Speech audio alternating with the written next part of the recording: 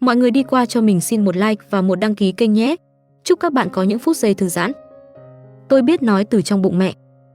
Tôi chết trong ánh đèn sân khấu. Âm thanh cuối cùng tôi nghe thấy không phải tiếng vỗ tay, mà là tiếng nổ chói tai xé toạc màng nhĩ. Tiếp theo là cảm giác thân thể bị xé vụn, nóng rực rồi lạnh ngắt. Trong khoảnh khắc ý thức tan rã, tôi nhìn thấy gương mặt em gái mình giữa biển lửa, đôi mắt nó đỏ ngầu, điên cuồng, khóe môi cong lên thành một nụ cười méo mó.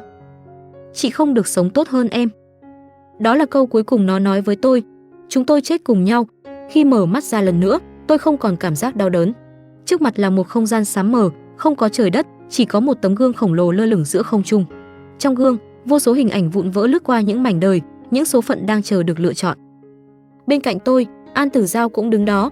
Nó vẫn là gương mặt ấy, trẻ trung, xinh đẹp, chỉ có ánh mắt là không giấu nổi sự nôn nóng và tham lam. Vừa nhìn thấy tấm gương, nó đã lao lên trước, như sợ chậm một giây thôi là sẽ mất tất cả. Lần này tôi nhất định không thua chị nữa. Nó nghiến răng, giọng thấp như đầy oán hận. Tôi muốn đầu thai vào nhà giàu nhất, muốn đứng trên đỉnh cao, muốn chị phải nhìn tôi từ dưới lên. Tôi không trả lời.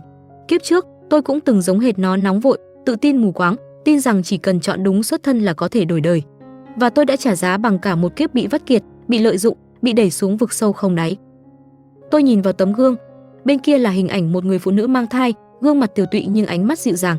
Một gia đình giàu có, bề ngoài hoàn hảo, bên trong lại chằng chịt những vết nứt không ai nhìn thấy.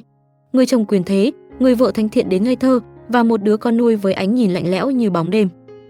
Một gia đình có bệnh, An Tử Giao cũng nhìn thấy. Nó bật cười khinh thường. Gia đình gì mà toàn mùi giả tạo, chị thích thì cứ lấy, tôi không cần.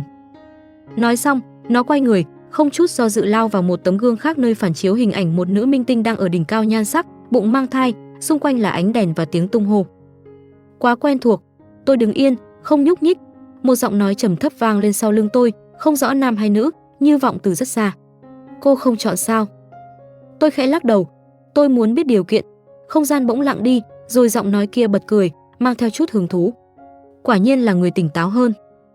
Tấm gương trước mặt tôi rung nhẹ, những hình ảnh trở nên rõ ràng hơn. Tôi chợt hiểu ra trùng sinh không bao giờ là món quà miễn phí. Mỗi lựa chọn đều có cái giá của nó, chỉ là kiếp trước tôi chưa từng được biết. Lần này, giọng nói kia nói tiếp, cô sẽ mang theo một năng lực, nhưng nó không phải để trả thù, cũng không phải để thao túng. Dùng thế nào, kết cục ra sao, hoàn toàn do cô. Tôi siết chặt tay. Ở một tấm gương xa hơn, tôi thoáng thấy bóng An Tử Giao đang dần chìm vào ánh sáng rực rỡ, không hề ngoảnh đầu lại. Tôi hít sâu, đưa tay chạm vào tấm gương của gia đình kia. Khoảnh khắc đầu ngón tay xuyên qua mặt kính, ý thức tôi rơi thẳng xuống một vùng tối ấm áp. Nhịp tim trầm ổn vang lên bên tai, bao bọc lấy tôi như một chiếc kén an toàn. Trong bóng tối ấy, tôi mở mắt dù biết mình chưa có hình hài. Một ý nghĩ chậm rãi, rõ ràng hiện lên trong đầu tôi. Lần này, tôi sẽ không tranh giành bằng hận thù. Tôi sẽ bắt đầu ngay từ trong bụng mẹ. Và nếu số phận đã sắp đặt đây là một gia đình có bệnh thì tôi sẽ trở thành người tỉnh táo nhất trong căn bệnh đó. Ở đâu đó, rất xa, tôi nghe thấy một tiếng cười khẽ. Cuộc chơi bắt đầu rồi. Ý thức của tôi trôi nổi trong một không gian ấm áp, mềm mại, như bị bao bọc bởi nước ấm và nhịp tim đều đặn. Không còn cảm giác rơi tự do hỗn loạn như lúc xuyên qua tấm gương, thay vào đó là sự ổn định đến kỳ lạ. Tôi đang ở trong bụng mẹ. Người phụ nữ trong tấm gương khi nãy giờ đây là mẹ của tôi, có nhịp tim hơi nhanh, lúc mạnh lúc yếu, mang theo một nỗi lo mơ hồ chưa thành hình. Dù chưa có mắt, tai hay thân thể hoàn chỉnh, tôi vẫn cảm được cảm xúc của bà, như thể chúng đang truyền thẳng vào ý thức tôi. Đừng sợ. Ý nghĩ ấy bật ra rất tự nhiên, ngay cả tôi cũng giật mình. Tôi không biết bà có nghe thấy hay không, nhưng ngay sau đó, nhịp tim kia chậm lại một chút, không còn dồn dập như trước.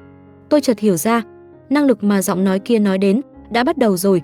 Tống Như Ý nằm trên giường bệnh, tay đặt lên bụng, gương mặt tái nhợt vì nghén nặng. Bác sĩ đứng bên cạnh, ánh mắt nghiêm túc, giọng nói dè dặt như đã quen với việc báo tin xấu. Thể trạng của cô yếu, thai lại không ổn định. 3 tháng đầu rất quan trọng, nếu chịu kích thích tinh thần quá lớn, có thể sẽ nguy hiểm. Bên ngoài phòng bệnh, Lục Khải Trạch đứng dựa vào tường, vest chỉnh tề nhưng cổ áo hơi xộc xệch. Ông là người luôn kiểm soát mọi thứ, nhưng lúc này, bàn tay nắm chặt đến mức nổi gân xanh. Bằng mọi giá phải giữ được đứa trẻ. Ông nói, giọng trầm thấp nhưng dứt khoát, cần gì cứ dùng. Tôi nghe thấy tất cả, không phải bằng tai, mà bằng một cách khác. Ý thức tôi chạm vào cảm xúc của họ, rồi những suy nghĩ mạnh mẽ nhất tự động hiện lên rõ ràng. Và trong khoảnh khắc ấy, tôi biết mình có thể làm gì. Tôi vẫn ổn. Con không đau. Đừng căng thẳng. Tôi không hét, không gào. Chỉ là những ý niệm mềm mại, chậm rãi, giống như thì thầm bên tai người đang hoảng loạn. Tống Như Ý bỗng sững lại. Bà mở to mắt, hô hấp chậm dần, bàn tay đặt trên bụng khẽ run. Một cảm giác ấm áp lan ra từ lòng bàn tay, như thể có ai đó từ bên trong đang đáp lại. Khải Trạch, bà thì thào, giọng nhẹ đi rõ rệt. Em cảm thấy, con bé ổn. Không hiểu sao em thấy yên tâm hơn. Lục Khải Trạch nhìn vợ, ánh mắt thoáng hiện vẻ ngạc nhiên. Ông quen với những báo cáo lạnh lùng, những con số và xác suất, chưa bao giờ tin vào trực giác mơ hồ. Nhưng lúc này, sắc mặt Tống Như Ý quả thực đã khá hơn. Bác sĩ cũng nhận ra sự thay đổi, hơi bất ngờ. Nhịp tim ổn định hơn rồi, có lẽ tinh thần thoải mái giúp ích rất nhiều. Tôi lặng lẽ thu lại ý niệm của mình. Trong đầu hiện lên một nhận thức rất rõ ràng, năng lực này không thể tùy tiện dùng.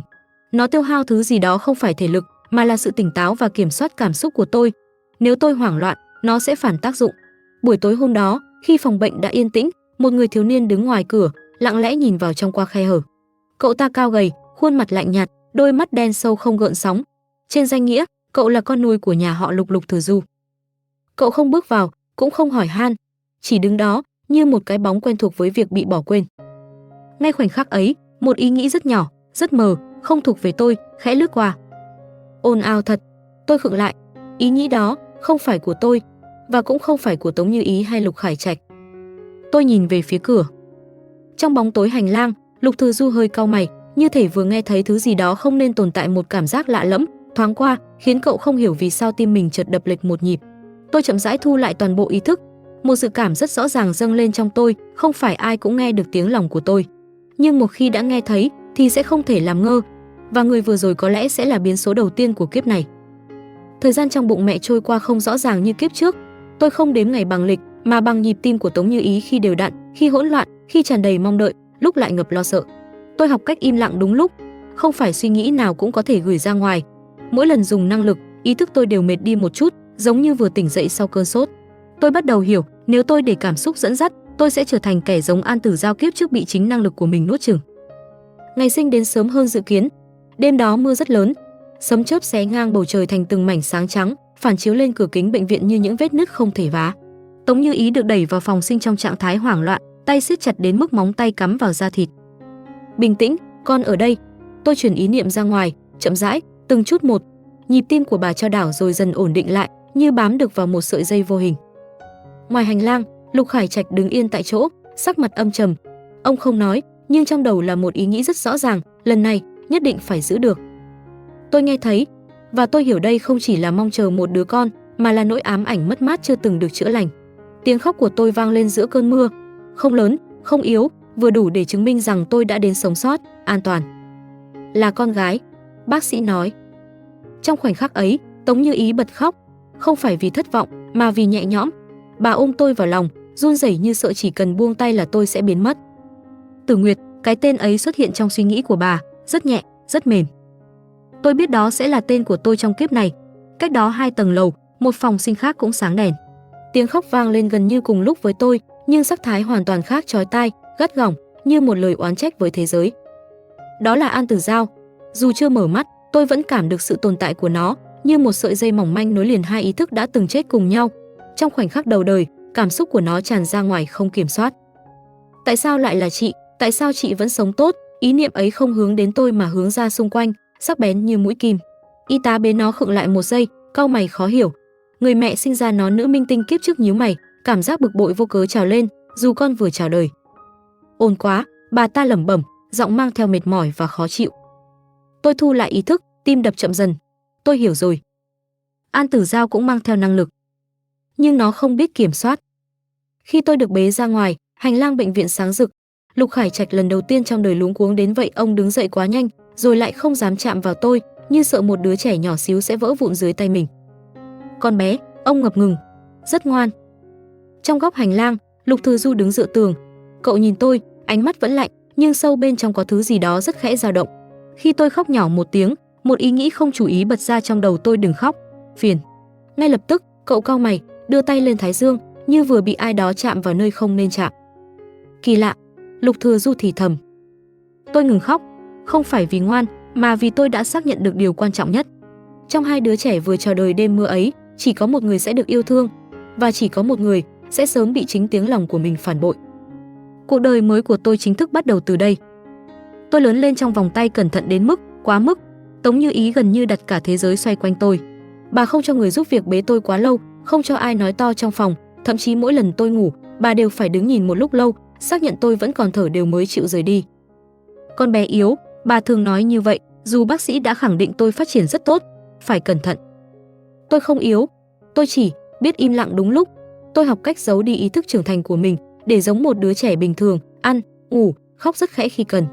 Năng lực kia vẫn ở đó, như một dòng nước ngầm, chỉ cần tôi chạm nhẹ là sẽ trào ra. Nhưng tôi không dám dùng bừa. Lần đầu tiên tôi nhìn thấy Lục Thừa Du rõ ràng là khi tôi được 3 tháng tuổi. Cậu bước vào phòng trẻ em rất chậm, như thể nơi này không thuộc về mình. Ánh sáng buổi chiều chiếu lên gương mặt thiếu niên 16 tuổi, làm lộ rõ quầng thâm mờ dưới mắt, dấu hiệu của những đêm mất ngủ kéo dài. Cậu chủ nhỏ, quản gia già khẽ gọi, giọng mang theo sự dè dặt quen thuộc. Lục Thừa Du gật đầu, ánh mắt lướt qua chiếc nôi nơi tôi đang nằm. Cái nhìn ấy không mang theo thiện ý hay ác ý, chỉ là một sự thờ ơ thuần túy, như nhìn một vật không liên quan đến mình. Tôi không khóc, tôi chỉ mở mắt, nhìn thẳng vào cậu. Trong khoảnh khắc ánh mắt chạm nhau, một luồng cảm xúc lạnh lẽo truyền sang tôi, cô độc, cảnh giác và một ý nghĩ rất rõ ràng, một đứa trẻ khác, lại thêm một kẻ được chọn. Tôi khẽ nhúc nhích ngón tay, anh không bị thay thế. Ý niệm ấy trôi ra ngoài, rất nhẹ, giống như gió lướt qua mặt nước. Lục Thừa Du khựng lại, cậu chau mày, tim đập hụt một nhịp. Cảm giác đó quá nhanh, quá mơ hồ, đến mức cậu không thể xác định được mình vừa nghĩ ra hay vừa nghe thấy. Ảo giác sao? Cậu lẩm bẩm. Quản gia già nhìn cậu, hơi sững sờ. Cậu chủ nhỏ. Không có gì. Lục Thừa Du quay đi rất nhanh, như trốn tránh điều gì đó. Con bé, giống mẹ. Tôi khép mắt lại, xác nhận lần thứ hai. Lục Thừa Du nghe được tôi. Nhưng cậu không hề biết điều đó. Nửa năm sau, tôi được đưa ra ngoài lần đầu tiên. Buổi tiệc gia đình nhỏ, chỉ có người thân và vài đối tác thân cận của Lục Khải Trạch. Tôi được bế trên tay mẹ, mặc váy trắng mềm mại, như một món đồ dễ vỡ được trưng bày cẩn thận. Con bé đúng là có phúc khí. Nhìn là biết sau này được cưng chiều. Những lời khen vang lên không dứt. Lục Khải Trạch đứng bên cạnh, ánh mắt hiếm hoi mang theo sự dịu dàng. Ông cúi xuống nhìn tôi, trong đầu hiện lên một suy nghĩ rất rõ. Lần này, sẽ không để mất nữa. Tôi hơi co tay lại.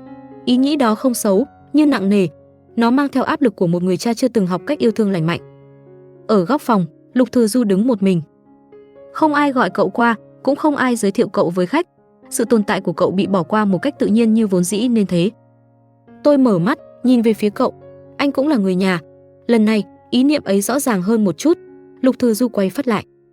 Ánh mắt cậu chạm vào tôi, sắc bén, cảnh giác, xen lẫn một tia bối rối mà chính cậu cũng không muốn thừa nhận. Cậu nhìn tôi rất lâu, lâu đến mức Tống Như Ý phải lên tiếng. Thừa Du, sao con đứng đó? Lại đây nhìn em đi. Cậu không bước tới, chỉ khẽ gật đầu, rồi quay người rời khỏi phòng, như thể sợ nếu ở lại thêm một giây nữa, thứ gì đó trong cậu sẽ bị xáo trộn. Tôi nhìn theo bóng lưng ấy, trong lòng rất bình tĩnh. Kiếp trước, Lục Thừa Du là kẻ đứng trong bóng tối, bị bỏ mặc đến méo mó, rồi trở thành người không ai dám đến gần. Kiếp này tôi sẽ không để anh trượt dài trong im lặng. Đêm đó, khi cả nhà đã ngủ, tôi nghe thấy một luồng cảm xúc quen thuộc, sắc bén nhưng hỗn loạn, từ rất xa truyền đến. Không phải từ nhà họ Lục, mà là từ một nơi khác trong thành phố. Một tiếng khóc chói tai, mang theo phẫn uất và ghen ghét, như cào xé ý thức tôi. Tại sao không phải là tôi? Tại sao tất cả đều là của chị? Tôi mở mắt trong bóng tối. An Tử Giao, đã bắt đầu rồi. Và tôi biết rất rõ số phận sẽ không còn yên bình nữa. Tôi lên 3 tuổi thì hiểu ra một điều rất rõ ràng, sự thiên vị không cần ai tuyên bố, nó tự tồn tại trong từng chi tiết nhỏ. Buổi sáng, tôi thức dậy trong căn phòng ngập nắng, mùi sữa ấm và tiếng bước chân quen thuộc của Tống Như Ý. Bà ngồi xuống bên giường, chải tóc cho tôi, giọng dịu dàng đến mức như đang nói chuyện với một giấc mơ mong manh. Nguyệt Nguyệt, hôm nay con muốn mặc váy hồng hay váy trắng? Tôi chưa kịp trả lời, bà đã mỉm cười, váy hồng nhé, con hợp màu này. Tôi ngoan ngoãn gật đầu. Ở một nơi khác trong thành phố, An Tử Giao bắt đầu buổi sáng của mình bằng tiếng quát. Khóc cái gì mà khóc, mới tí tuổi đã biết bướng. Người phụ nữ đứng trước gương nữ minh tinh năm xưa đang trang điểm, giọng đầy cáu kỉnh. Con bé bị kéo dậy, thay đồ, đưa lên xe, không một lời hỏi han. Tại sao không phải là tôi? Ý niệm ấy lại tràn tới, sắc và loạn. Tôi khẽ nhíu mày, nhanh chóng khép ý thức lại. Tôi không muốn nghe nữa, ít nhất là lúc này. Tôi được nuôi lớn trong sự cẩn trọng đến mức gần như hài hước. Khi tôi chạy nhanh hơn một chút, cả phòng khách lập tức im bặt. Khi tôi ho một tiếng, bác sĩ gia đình được gọi đến ngay trong 10 phút. Lục Khải Trạch chưa bao giờ bế tôi quá lâu, nhưng mỗi lần đặt tay lên đầu tôi, trong đầu ông đều có một ý nghĩ lặp đi lặp lại. Phải bảo vệ con bé, không phải yêu thương thuần túy, mà là bảo vệ như bảo vệ một cơ hội cuối cùng. Tôi chấp nhận điều đó, vì tôi biết ít nhất trong sự lệch lạc ấy vẫn có trách nhiệm. Người duy nhất trong nhà không đối xử với tôi bằng sự nâng niu quá mức là Lục Thừa Du. Cậu lớn rất nhanh, 19 tuổi, cao hơn hẳn những người cùng trang lứa, ánh mắt ngày càng lạnh, lời nói ngày càng ít. Cậu không chủ động lại gần tôi, cũng không tránh xa, chỉ tồn tại ở ranh giới vừa đủ để không bị chú ý. Nhưng tôi biết, cậu luôn nghe. Khi tôi vấp ngã trong vườn, còn chưa kịp khóc, một ý nghĩ bật ra trong đầu tôi. Không đau đâu. Lục Thừa Du đang đi ngang bỗng dừng lại, quay đầu rất nhanh. Cậu nhìn tôi, rồi nhìn đầu gối tôi chỉ chảy sức nhẹ. Đứng dậy đi, giọng cậu khô khốc. Tôi đứng dậy thật. Quản gia già sững sờ, cậu chủ nhỏ, để tôi. Không cần. Lục Thừa Du cắt ngang, quay đi. Con bé không yếu như mọi người nghĩ. Tôi nhìn theo lưng cậu, trong lòng rất bình tĩnh. Kiếp này, cậu sẽ không bị bỏ mặc đến mức tự hủy. Chỉ cần có người nhìn thấy cậu. Năm tôi 4 tuổi, lần đầu tiên tôi gặp lại An Tử Giao không phải trực tiếp mà qua màn hình. Một chương trình thiếu nhi đang phát sóng.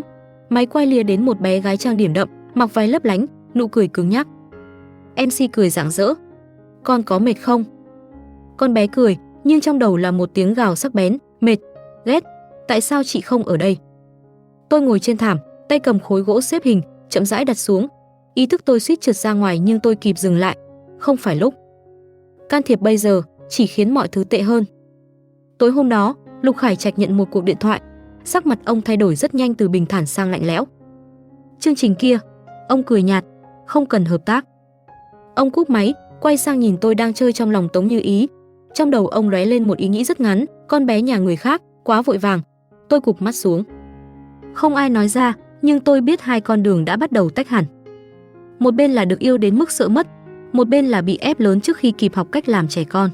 Đêm đó, khi tôi chuẩn bị ngủ, một luồng cảm xúc hỗn loạn đột ngột ập tới mạnh hơn tất cả những lần trước. Tôi sẽ vượt qua chị, tôi nhất định phải vượt qua chị. Tôi mở mắt trong bóng tối, tim đập chậm nhưng chắc. An Tử Giao cuối cùng cũng bắt đầu chủ động đẩy nhanh số phận của mình. Và tôi biết lần gặp tiếp theo của chúng tôi sẽ không còn là qua màn hình nữa. Năm tôi lên 6, nhà họ Lục lần đầu tiên xuất hiện, vết nứt có tiếng động. Không phải cãi vã ồn ào, cũng không phải scandal trên báo chí, mà là một sự im lặng kéo dài đến mức ngột ngạt. Thứ im lặng chỉ xuất hiện khi người ta bắt đầu không còn tin tưởng nhau như trước. Nguyên nhân rất đơn giản, một dự án thất bại. Lục Khải Trạch vốn nổi tiếng với những quyết định chính xác, nhưng lần này, ông đặt cược quá lớn vào một đối tác tưởng như đáng tin, để rồi đến phút cuối bị rút vốn, toàn bộ chuỗi tài chính đứt gãy. Phòng làm việc của ông sáng đèn suốt đêm. Tôi không bước vào, nhưng tôi nghe thấy, không thể sai, không được thua, không được để họ thấy mình yếu. Những ý nghĩ ấy chồng lên nhau, dày và nặng, khiến cả căn nhà như bị kéo xuống một tầng áp lực vô hình. Tống Như Ý nhận ra sự thay đổi đầu tiên. Bà nói ít đi, nụ cười gượng hơn, và bàn tay đặt lên vai tôi mỗi tối đều lạnh hơn thường lệ. Đừng sợ, con bé còn nhỏ. Ý thức tôi chạm vào những suy nghĩ ấy, khẽ đẩy ngược lại nhẹ đến mức chỉ như một cơn gió. Rồi sẽ qua. Tống Như Ý khựng lại, hít sâu một hơi, ánh mắt dần ổn định. Bà không biết vì sao, chỉ cảm thấy mình không được phép gục ngã. Người phản ứng dữ dội nhất lại là Lục Thừa Du. Cậu không can dự vào công việc, nhưng cậu hiểu rất rõ cảm giác bị dồn vào góc tường. Sự căng thẳng trong nhà khiến cậu mất ngủ liên tục, ánh mắt càng lúc càng sắc lạnh. Một đêm khuya, tôi tỉnh giấc vì một luồng cảm xúc bạo liệt tràn tới. Không phải của tôi, không phải của mẹ, mà là của cậu. Tất cả đều là giả. Gia đình này cũng thế. Tôi ngồi bật dậy trên giường, tim đập chậm nhưng chắc. Đây là lần đầu tiên ý nghĩ của Lục Thừa Du chủ động tràn vào tôi, không phải do tôi chạm tới. Ranh giới đang mỏng đi. Tôi nhảy xuống giường, chân trần bước ra hành lang. Đèn ngủ vàng nhạt soi bóng tôi nhỏ bé kéo dài trên sàn, dừng lại trước cửa phòng cậu. Cánh cửa khép hờ. Lục Thừa Du ngồi trên giường, lưng dựa tường, mắt mở trừng trừng nhìn trần nhà. Trên bàn là tập hồ sơ công ty. Cậu không nên thấy những thứ này, nhưng vẫn thấy. Tôi đứng đó, không nói, chỉ gửi ra một ý niệm duy nhất, anh không cần phải gánh. Lục Thừa Du giật mình. Cậu quay đầu lại, ánh mắt lần đầu tiên lộ ra sự rối loạn thật sự khi nhìn thấy tôi đứng đó, nhỏ bé nhưng bình tĩnh đến kỳ lạ. Em lại nghe thấy. Giọng cậu khàn đi. Tôi không trả lời câu hỏi ấy. Tôi chỉ nhìn cậu rất lâu, rồi nói thành lời lần hiếm hoi tôi để lời nói và ý nghĩ trùng nhau.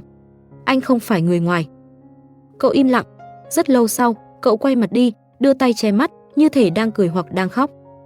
Sóng gió trong nhà họ Lục tạm thời lắng xuống. Sau đó không lâu, dự án được cứu bằng một nguồn vốn khác, đủ để không sụp đổ hoàn toàn. Nhưng tôi biết vết nứt vẫn còn đó, chỉ là được che lại khéo hơn. Và đúng lúc ấy, biến số từ bên ngoài ập tới. Một buổi chiều, khi tôi tan học mẫu giáo, xe dừng trước cổng nhà muộn hơn thường lệ. Quản gia già mở cửa, sắc mặt thoáng thay đổi. Tiểu thư, hôm nay có khách. Trong phòng khách, tôi nhìn thấy một người phụ nữ quen thuộc dù đã nhiều năm không gặp. nữ minh tinh năm xưa, và bên cạnh bà ta là một bé gái mặc váy trắng, tóc uốn cẩn thận, ánh mắt nhìn tôi chằm chằm không chớp. Ý thức tôi chưa kịp chạm tới, một luồng cảm xúc quen thuộc đã tự động bắn thẳng vào tôi, sắc bén đến đau đầu. Cuối cùng cũng gặp chị rồi. Tôi đứng yên. An Tử Giao mỉm cười một nụ cười hoàn hảo đến mức không giống trẻ con. Tôi biết rất rõ. Khoảnh khắc này, bánh răng số phận đã chính thức khớp lại. Trò chơi giữa hai chị em bắt đầu từ đây. An Tử Giao đứng trước mặt tôi, nhỏ hơn trong ký ức, nhưng ánh mắt thì không hề non nớt.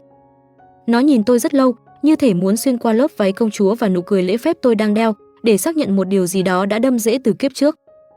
Tên em là Tử Giao. Nó chủ động lên tiếng, giọng ngọt đến mức giả tạo. Em nghe mẹ nói, chị là con gái nhà họ Lục. Tôi gật đầu. Chào em. Chỉ hai chữ đơn giản, nhưng trong khoảnh khắc ấy, một luồng cảm xúc nóng rực đập thẳng vào ý thức tôi không kiểm soát, không che giấu. Tại sao chị bình tĩnh như vậy? Tại sao chị luôn ở vị trí cao hơn? Tôi khẽ siết tay. Năng lực của An Tử Giao đã mạnh hơn trước rất nhiều, nhưng càng mạnh, nó càng thô bạo. Cảm xúc của nó giống như một cơn sóng lớn đập vào bờ đá, ầm ĩ và tự hủy. Tống Như Ý mỉm cười xã giao, mời hai mẹ con họ ngồi. Lục Khải Trạch không có mặt, ông cố ý tránh, nhưng Lục Thừa Du thì đứng ở cầu thang tầng 2, ánh mắt lạnh lẽo nhìn xuống. Cậu đã nghe thấy. Tôi biết điều đó ngay khi một ý nghĩ rất ngắn của cậu lướt qua tôi, phiền phức. 3 ngày sau, An Tử Giao xuất hiện ở trường tôi. Không phải với tư cách học sinh, mà là khách mời biểu diễn trong lễ kỷ niệm. Sân khấu dựng tạm giữa sân trường, ánh đèn chiếu rực rỡ, tiếng nhạc vang lên ồn ào. Tôi ngồi hàng ghế đầu, theo yêu cầu của giáo viên. An Tử Giao bước ra, váy trắng, gương mặt trang điểm nhẹ, nụ cười hoàn hảo. Cả sân trường ồ lên trầm trồ. Bạn ấy giống búp bê quá. Nghe nói là sao nhỉ đó. Tôi nhìn nó, rất bình tĩnh. Tiếng nhạc vang lên, An Tử Giao bắt đầu múa. Động tác thuần thục, biểu cảm chuẩn mực, nhưng tôi nghe thấy phía sau lớp hoàn hảo ấy là một cơn cuồng loạn. Nhìn tôi đi, nhìn tôi nhiều hơn nữa. Tại sao chị vẫn không nhìn tôi? Ý thức của nó tràn ra ngoài, va vào tôi như lưỡi dao. Tôi không né, cũng không phản công. Tôi chỉ đóng lại. Ngay khoảnh khắc đó, An Tử Giao khựng bước. Chỉ một nhịp rất nhỏ, nhưng với một đứa trẻ đứng trên sân khấu, nó đủ để phá vỡ nhịp điệu. Âm nhạc vẫn chạy, nhưng động tác của nó chậm hơn nửa nhịp, rồi nhanh lên một cách gượng gạo. Nụ cười trên môi nó giãn ra. Kết nối, bị cắt rồi. Suy nghĩ ấy bật lên, hoảng loạn. Tôi cúi đầu, giả vờ chỉnh lại váy. An Tử Giao suýt ngã. Không ai nhận ra ngoài tôi và Lục Thừa Du. Từ trên cao, ánh mắt cậu tối sầm lại. Một ý nghĩ lạnh lẽo truyền tới tôi, rõ ràng hơn bao giờ hết. Con bé kia, không bình thường. Buổi biểu diễn kết thúc trong tiếng vỗ tay không đều. An Tử Giao cúi chào, sắc mặt trắng bệch. Khi bước xuống sân khấu, nó nhìn thẳng về phía tôi. Không còn nụ cười, chỉ có thù hằn. Giờ giải lao, nó chặn tôi ở hành lang sau hội trường. Không có người lớn, không có máy quay. Tại sao chị không bị ảnh hưởng? Nó hỏi thẳng, giọng run nhẹ. Chị làm gì rồi? Tôi nhìn nó, rất lâu. Em mệt rồi. Tôi nói, em nên nghỉ ngơi. Câu nói ấy không mang năng lực, không mang ý niệm, chỉ là sự thật. Nhưng An Tử Giao nghe ra một điều khác. Chị thương hại tôi. Suy nghĩ đó khiến nó phát điên. Tôi không cần. Nó gào lên, nước mắt trào ra. Tôi phải hơn chị. Lần này nhất định phải hơn chị. Tôi lùi lại nửa bước. Không phải vì sợ mà vì tôi đã thấy trước rồi. Nếu An Tử Giao tiếp tục dùng năng lực bằng ghen ghét, nó sẽ tự hủy nhanh hơn bất kỳ ai đẩy nó xuống. Tiếng bước chân vang lên ở đầu hành lang. Lục Thừa Du xuất hiện, đứng chắn trước tôi, ánh mắt lạnh như băng nhìn An Tử Giao. Đủ rồi, cậu nói. Em dọa trẻ con làm gì? An Tử Giao sững lại. Trong khoảnh khắc ánh mắt nó chạm vào Lục Thừa Du, một suy nghĩ bật ra, rõ ràng đến đáng sợ. Người này cũng nghe thấy. Tôi nắm chặt tay. Tình hình đã vượt quá dự đoán. Và tôi biết rất rõ, khi em gái tôi nhận ra không chỉ mình tôi đặc biệt, mọi chuyện sẽ càng mất kiểm soát. Tai nạn tiếp theo chỉ là vấn đề thời gian. Sau buổi biểu diễn hôm đó, An Tử Giao rút lui khỏi tầm mắt tôi một thời gian. Không còn tin tức, không còn chương trình, không còn những luồng cảm xúc sắc nhọn vô thức tràn sang tôi mỗi đêm. Sự im lặng ấy không khiến tôi yên tâm, trái lại, nó giống mặt hồ phẳng lặng trước khi bão đến. Người cảm nhận rõ nhất sự thay đổi là Lục Thừa Du. Cậu bắt đầu xuất hiện quanh tôi nhiều hơn mức cần thiết, không phải bằng sự ân cần ồn ào, mà bằng một kiểu hiện diện lặng lẽ nhưng áp sát. Khi tôi tan học, xe đã đợi sẵn. Khi tôi ở trong vườn, cậu đứng ở hiên nhà. Khi tôi ngủ trưa, cửa phòng không bao giờ khép kín hoàn toàn. Quá gần rồi. Ý nghĩ ấy xuất hiện trong tôi một buổi chiều, rất rõ ràng. Ngay lập tức, Lục Thừa Du dừng lại. Cậu đang dựa vào cửa, tay cầm điện thoại, bỗng siết chặt đến mức khớp tay trắng bệch. Ánh mắt cậu tối đi, rồi quay sang tôi, như đang cố xác định xem vừa rồi là ảo giác hay lời cảnh báo. Em sợ anh, cậu hỏi, giọng trầm thấp. Tôi nhìn cậu, không né tránh. Em không thích bị theo dõi. Câu nói rất nhẹ, nhưng lại cắt trúng thứ gì đó sâu trong cậu. Lục Thừa Du im lặng hồi lâu, rồi lùi lại một bước. Anh chỉ muốn bảo vệ, cậu nói. Bảo vệ không phải là kiểm soát, tôi đáp. Cậu nhìn tôi như nhìn một câu đố khó, ánh mắt vừa tỉnh táo vừa mệt mỏi. Ranh giới ấy, tôi buộc phải vạch ra. Nếu không, thứ tình cảm méo mó kia sẽ trượt sang một hình dạng khác, nguy hiểm hơn. Tai nạn xảy ra vào một ngày mưa. Tôi nhớ rất rõ, vì sáng hôm đó, tim tôi nặng hơn bình thường. Một dự cảm mơ hồ kéo dài, không rõ nguồn gốc. Khi xe dừng trước cổng trường, tôi chần chừ vài giây. Đừng vào, ý nghĩ bật lên rất nhanh, như bản năng, nhưng tôi vẫn bước xuống. Giờ thể dục buổi chiều, sân trường trơn trượt. Tôi đứng ở rìa sân, tránh xa khu trung tâm.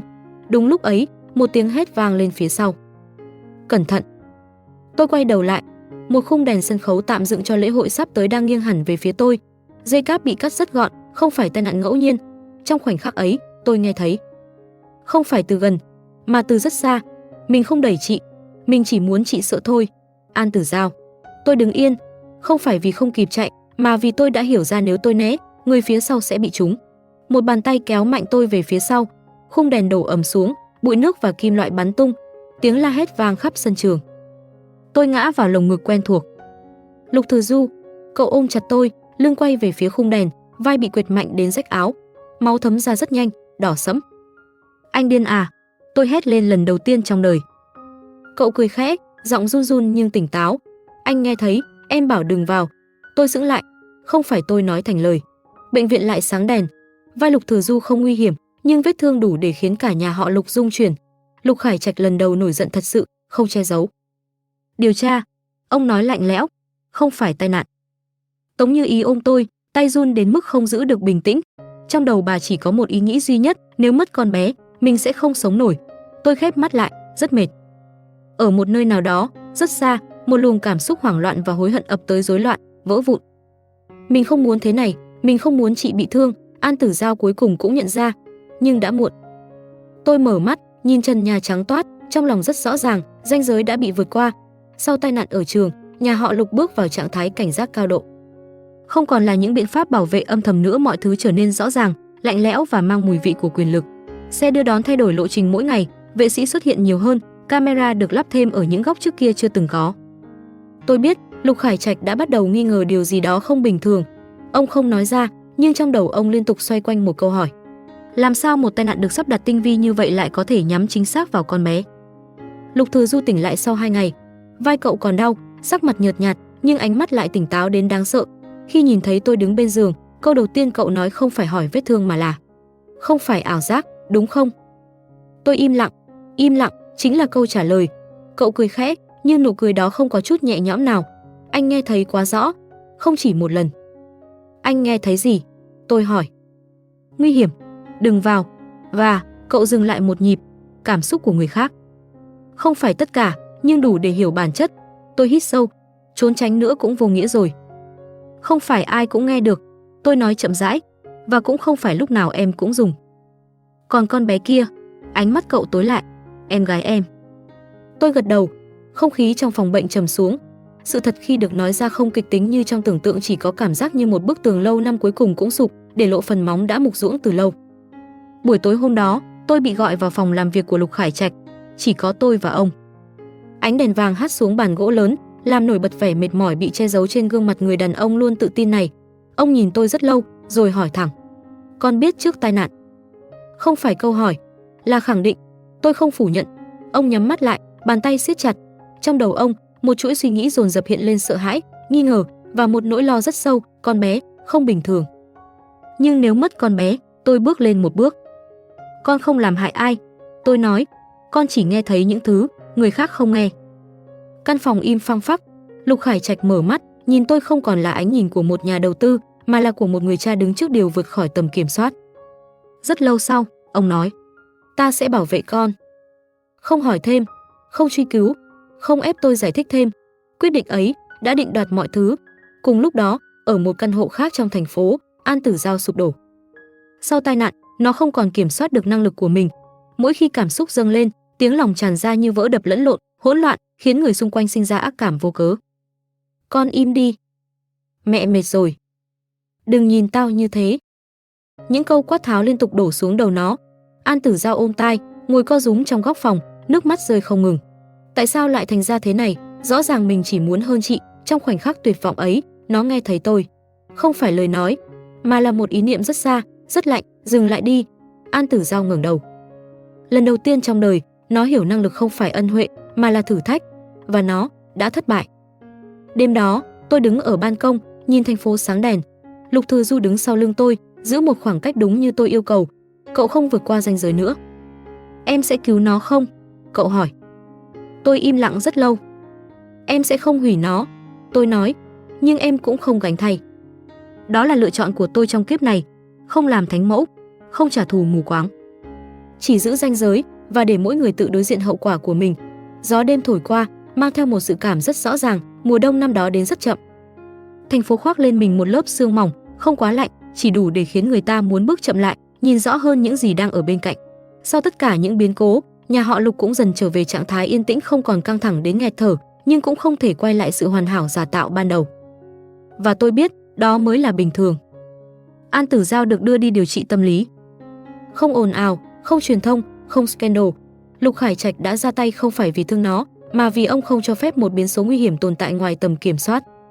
Lần cuối cùng tôi nghe thấy An Tử Giao là trong một buổi chiều rất yên, không còn ghen ghét, không còn cuồng loạn, chỉ là một ý nghĩ mệt mỏi, vỡ vụn.